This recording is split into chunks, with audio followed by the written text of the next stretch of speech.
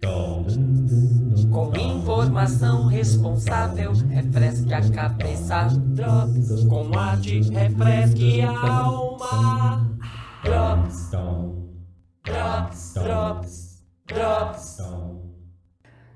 Mais um Drops em casa, uma atividade refrescante para o seu final de tarde e começo de noite. Ajeitando na poltrona, uma cervejinha gelada, um whisky no jeito, ou mesmo aquele chazinho, não dá 5, mas dá 6 e gelado, porque Ribeirão é muito quente. Ligando o podcast da semana para estimular a mente em tempos de isolamento, sem deixar de relaxar. Drops. Hoje temos uma convidada internacional, Giulia Cripa, docente da Universidade de Bolonha, Itália, que vai nos falar sobre capitalismo viral em tempos de pandemia. Drops. Bom dia ou boa tarde a todos. Eu sou a Giulia, eu fui professora da USP em Ribeirão por vários anos e agora voltei para a Itália e estou vivendo essa pandemia daqui. E a convite da professora Sumi, venho aqui para expor a vocês algumas ideias ligadas ao que eu chamei de capitalismo viral, que nada mais é, na verdade, do que a reformulação de um capitalismo neoliberal que já conhecíamos, mas alimentado por essa pandemia. É um capitalismo que descortina um estranho mundo novo. Um mundo novo onde nada do que achávamos normal continua normal. E o mundo novo que nos espera se apresenta no horizonte como particularmente reforçado nos pressupostos de capitalismo viral. Infelizmente não vai ter, como alguns idealistas se dispuseram a imaginar e a sonhar uma mudança real de paradigma. Não vai ter uma mudança para um sistema que se fundamente numa certa frugalidade, na redução do tempo de trabalho, um repensamento sério sobre como é impossível um crescimento infinito. Tudo isso nos sonhos desses idealistas que, infelizmente, acabam aparecendo um pouco sem noção, poderia ser aliado a maiores investimentos em políticas públicas de educação, de saúde, de pesquisa. Mas não, nada disso está acontecendo e não é destinado a acontecer, como podemos ver. Muito pelo contrário, o capitalismo AC, antes da Covid, até corre o risco de ser uma versão boazinha daquilo que será ou se apresenta a ser o capitalismo DC depois do Covid, ou o capitalismo viral, como passei a chamá-lo. O princípio do capitalismo, que enquanto princípio é dado como certo, ainda que ninguém o tenha demonstrado, porque princípio é indemonstrável, é de que o crescimento ilimitado e sem qualquer vínculo não somente é possível, mas é indispensável. Então, com base nesse dogma, é possível a acumulação. O dogma fundante do capitalismo tem se tornado no tempo a fronteira de toda e qualquer manifestação lógica, econômica, política. Não existe qualquer possibilidade de formação discursiva capaz de derrubar essa fronteira. Todos pensamos dentro desses limites. E não importa se somos de esquerda, de direita, de centro.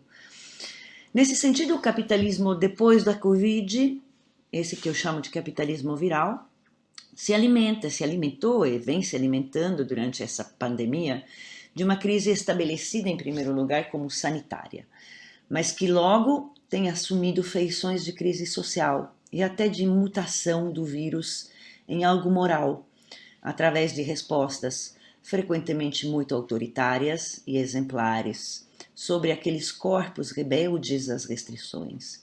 Aqui na Itália, por exemplo, tivemos ataques um pouco no estilo do Apocalipse Now, o filme, de um helicóptero derrotando indivíduos solitários que passeavam pela praia. Ou tivemos até um ataque do exército dos drones contra outra pessoa que estava sozinha, isolada, provavelmente trabalhando e descansando um momento em uma praia. São imagens que ficaram aqui e que envolviam um único corpo solitário. Imagens icônicas em que todo e qualquer contexto desapareceu em favor de uma retórica visual de garantia da saúde pública. E pouco importa se de repente, e ninguém sabe se foi isso, nem nunca saberemos, se tratava de um trabalhador que se dedicava à limpeza da praia, ou mais genericamente de um qualquer trabalhador em um breve momento de descanso. Essa emergência, de maneira evidente, tem feito um bom serviço para as demandas soberanistas, nacionalistas, eugênicas, racistas. Vale a pena lembrar, por exemplo, do Orbán na Hungria, mas também da última proibição de ingresso nos Estados Unidos, decidida por Trump, ainda que bastante supérflua, já que a maioria das nações está atualmente com suas fronteiras bem fechadas. A emergência chegou de bandeja, por exemplo, para aqueles países que sofriam movimentos e revoltas populares, clamando por maiores direitos, como em Hong Kong, mas também os movimentos de rua do Chile, só para citar os que mais ocupavam as manchetes. Em geral, toda e qualquer manifestação que envolva a presença analógica, ou seja, física, real, de corpos em revolta, desapareceu. Não desapareceu, porém, em momento nenhum, é sempre bom lembrar, o fluxo, que também é analógico, é material, é físico, das mercadorias, e aquele virtual, mas não por isso menos real, dos capitais. Vejam bem, não teve um único dia em toda essa emergência que nos tornou imateriais na esfera pública, que não soubéssemos sobre o andamento dos mercados, das bolsas de valores. É bom lembrar disso. A construção do medo pelo sistema de informação capitalista tornou-se aliada preciosa para implementar aquilo que Naomi Klein chamou de doutrina do choque. Ou seja, palavras e imagens utilizadas ao longo desse tempo todo geraram formas de terror no limite apocalíptico. Poderiam ter sido diferentes? Sim, certamente. Sim, nenhuma formação discursiva é obrigatória.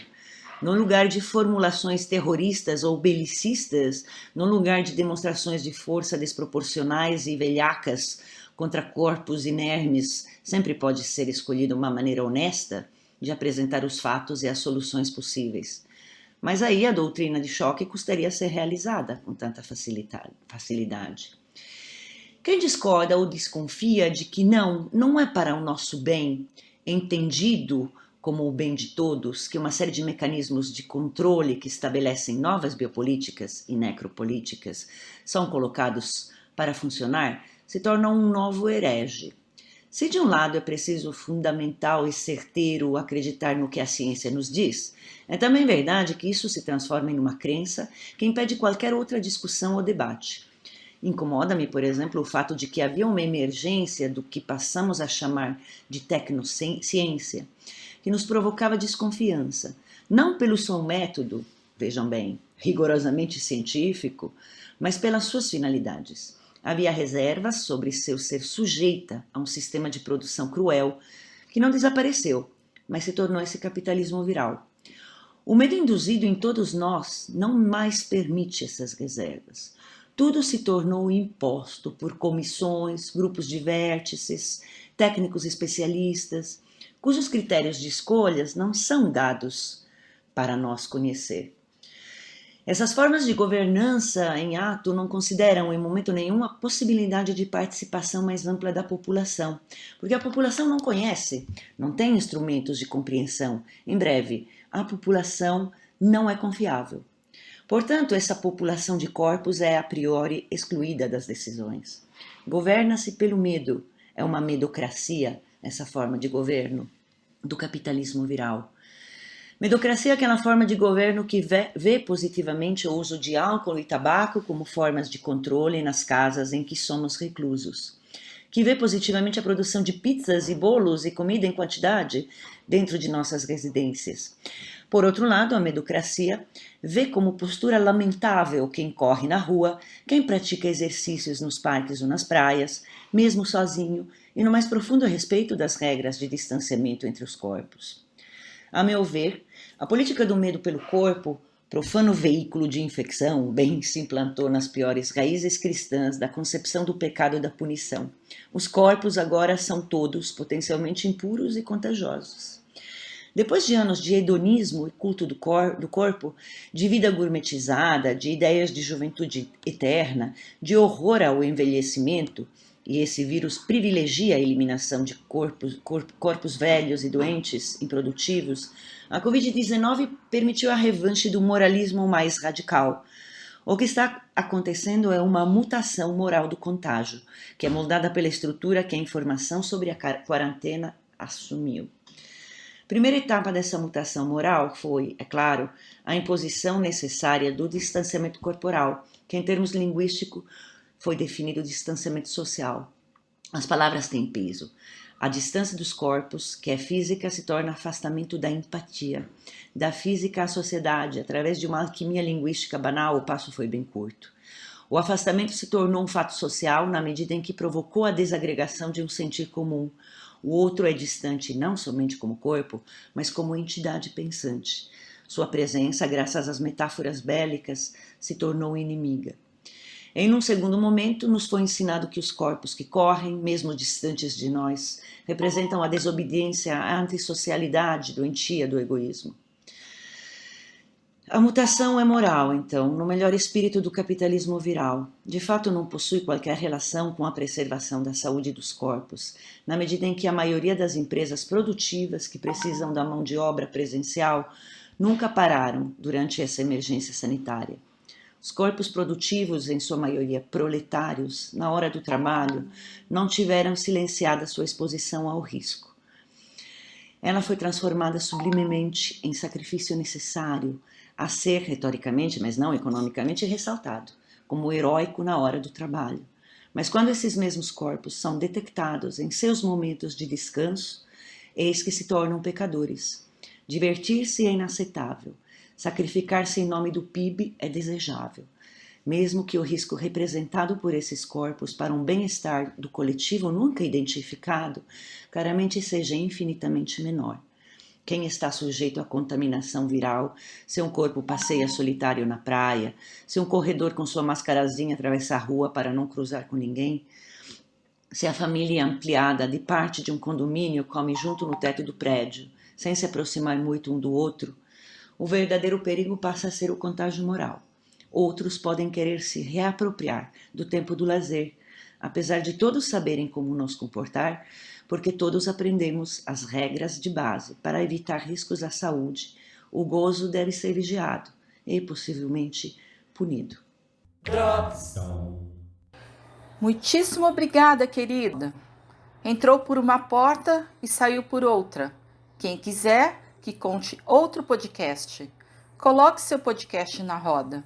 Para falar com a gente, envie e-mail para dropsemcasa@gmail.com. Até o próximo Drops em Casa, na próxima quarta-feira, nesse mesmo horário, 18h30. Venham para a roda. Beijo grande. Drops.